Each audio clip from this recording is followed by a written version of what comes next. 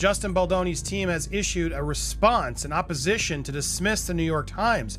How the New York Times actively vouched for the veracity of its false narrative. We actually want all evidence to come out that's proper and appropriate evidence. Blake Lively's lawyer has stepped down after a significant development from Brian Friedman in their lawsuit, and frankly, it's not all that shocking.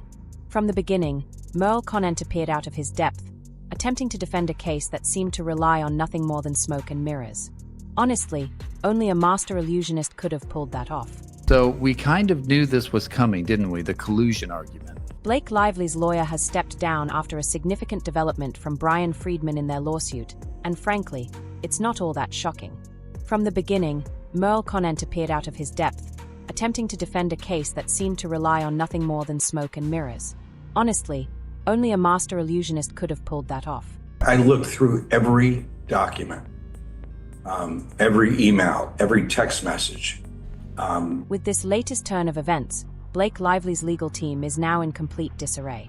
To be honest, it was bound to happen sooner or later, and no one can really hold it against her. You guys were complicit here. You guys were involved in this every step of the way. Defending a case that's falling apart because of weak evidence is like trying to put out a fire with gasoline. The moment Brian Friedman released his bombshell update, it was clear the case was spiraling out of control. That's the whole point of a lawsuit, is you just start with allegations, and allegations are not evidence. They're just statements of fact that help establish this is the claim that I'm bringing. Initially, Blake's case appeared solid. Allegations of sexual harassment, body shaming, and breastfeeding discrimination, all the right ingredients for a public sympathy push. But in reality, there's not a shred of evidence to back any of it up. Look, there's a lot of factual determinations that need to be made here, not legal determinations. And because there's factual determinations, you got to leave it to the jury. You got to give a jury the property. Yeah, exactly. And so they're just saying, look, just let the facts decide. And the trier of fact in any case is going to be the jury. Unless it's a bench trial, then it's a judge. But this is not. This is a jury trial. The more Justin Baldwin's team dug into the case, the more Blake's accusations started to look like a poorly written script. No texts, no documents, nothing to show she wasn't just fabricating everything. Every time Blake's legal team thought they had a solid foundation, it crumbled beneath them. And here's the twist, Blake's PR team was involved in all of this too. While they made it seem like they were pushing for justice, the real goal was to protect her image.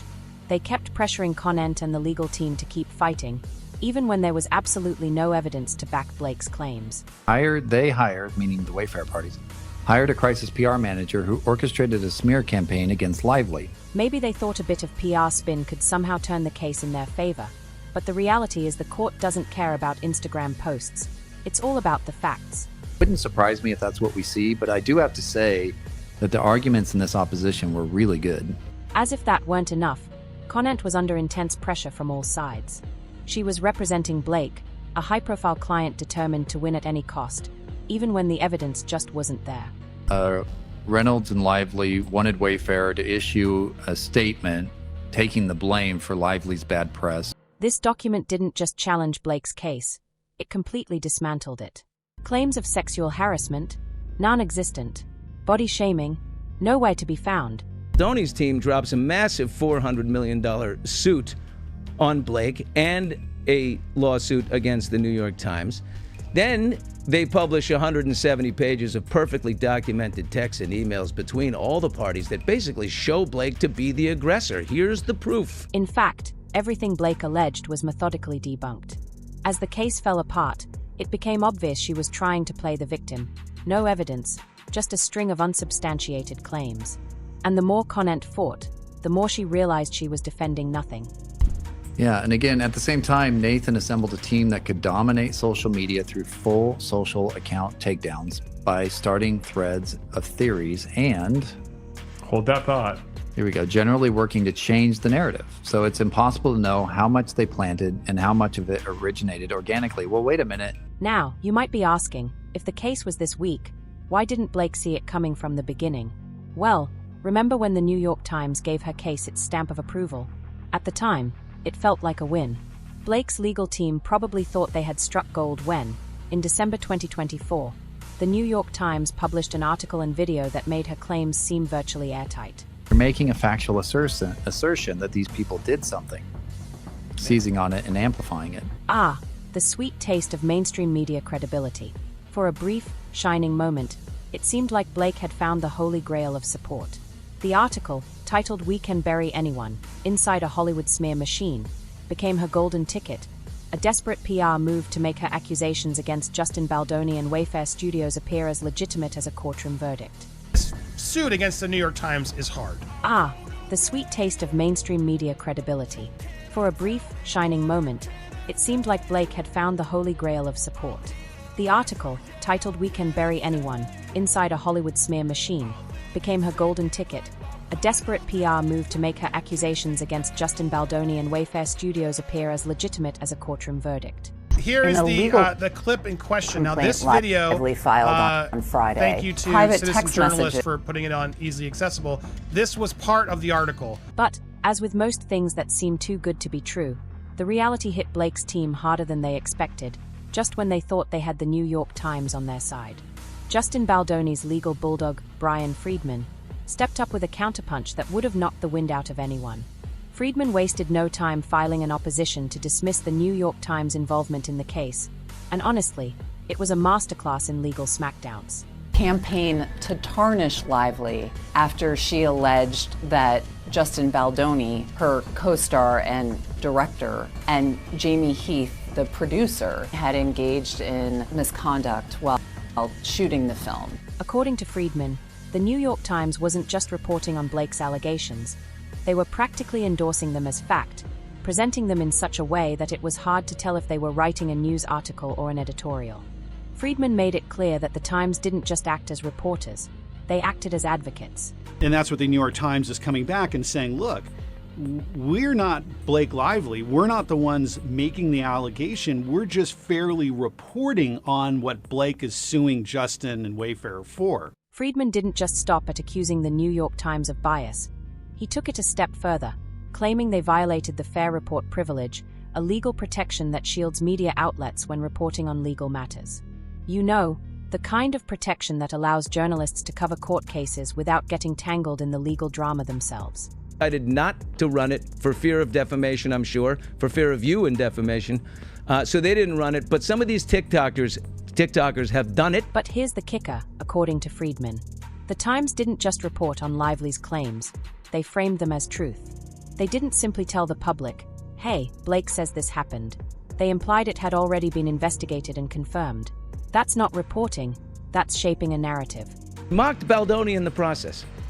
He said, it's an effed up bad situation with what Baldoni, whatever his name is doing. And by doing so, the New York Times lost the protection of fair report privilege, leaving themselves vulnerable to a lawsuit.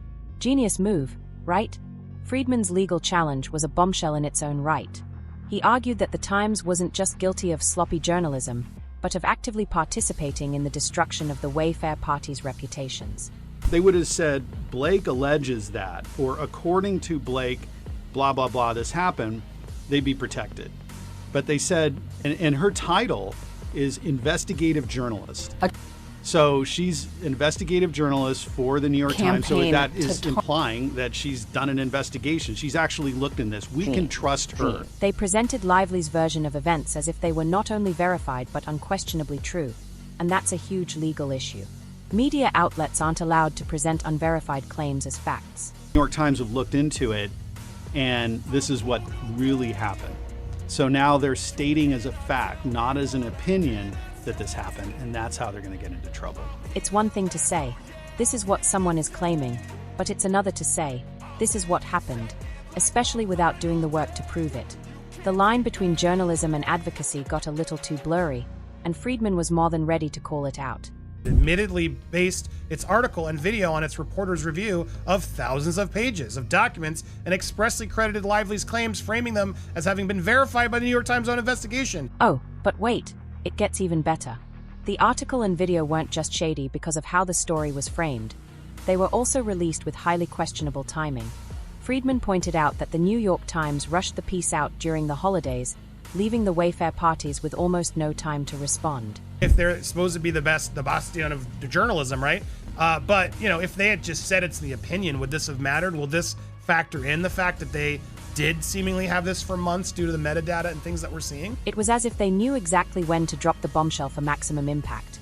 And, conveniently, that timing lined up perfectly with Blake's PR strategy. And so now they're saying like, hey, we tried to fact check. We gave you the opportunity. Oh, you didn't respond. Oh, if you would have responded, we would have maybe thought of things differently. But hey, we just went with what we had, so we can't be sued. So this is what they're doing. According to Friedman, this wasn't just poor journalism, it was bad faith.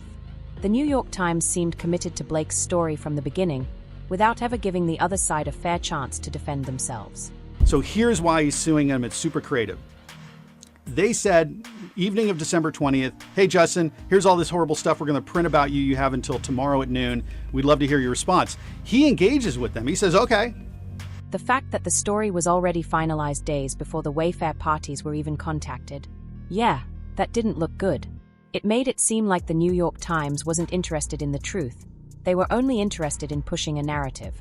And New York Times prints a story prior to noon with the partial information. And my guess is they were worried another outlet was going to hit this story. Friedman didn't just take issue with the timing.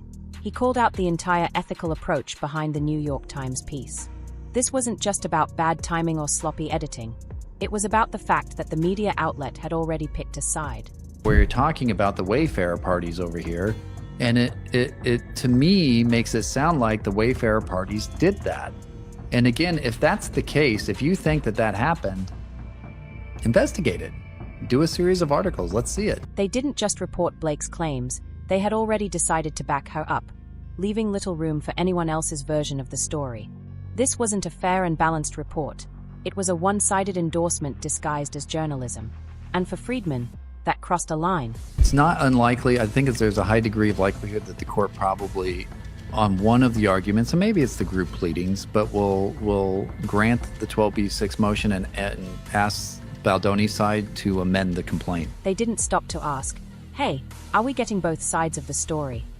Instead, they leaned into the sensationalism, presenting Blake's accusations as fact, which, as Friedman points out, caused massive damage to the Wayfair parties' reputations.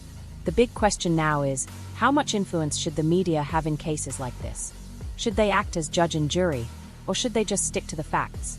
Now, let's talk about the courtroom drama, because that's where things are about to get juicy. Friedman has been adamant that this case needs to go to trial. He doesn't just want to hold the media accountable, he wants a jury of peers to decide whether the New York Times was reckless in publishing its report. According to him, it's the court's job, not the media's, to determine what's true. The last thing anyone wants is for the public to decide this case based solely on headlines and social media posts.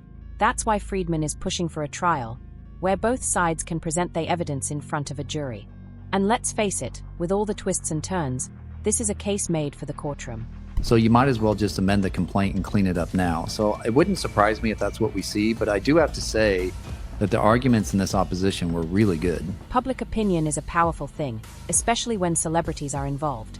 This is exactly why Friedman is so insistent that a jury, not the media, should decide what happens next. A trial allows the legal system to take the wheel, keeping things grounded in reality instead of letting social media and tabloids run the show. If the case does go to trial, it will be the jury, not a carefully crafted PR campaign or sensationalist headlines, that determines the fate of these reputations. And let's be real, Blake Lively's legal team is feeling the pressure. Every week, more details emerge that suggest her case is on shaky ground. The 170-page document released by Baldoni's team doesn't just defend him. It exposes a campaign that goes far beyond just a legal battle. This isn't just about the lawsuit anymore, it's about protecting reputations. And with Merle Conant, Lively's own lawyer, already bowing out, it's becoming clearer than ever that the case has no solid foundation. Some time ago, I pointed out that I had been told by an eminent Hollywood insider who deplores the way the Reynolds and their cohorts have been behaving, that the couple and the New York Times had been colluding with one another for months before publication. As more information leaks, public perception of Blake Lively's claims is starting to shift. If Friedman gets his way and the trial reveals that her accusations were built on nothing but sand, Lively's once unshakable reputation could crumble faster than you can say media manipulation. As the case moves forward, one thing is clear, this isn't just a legal battle. It's a collision of press freedom, celebrity influence, and journalistic integrity. Whether Blake can salvage her reputation or if the truth will ultimately prevail, one thing is certain. The consequences of this case will be felt far beyond Hollywood. And that's a wrap. Stay tuned for more twists, turns, and legal drama.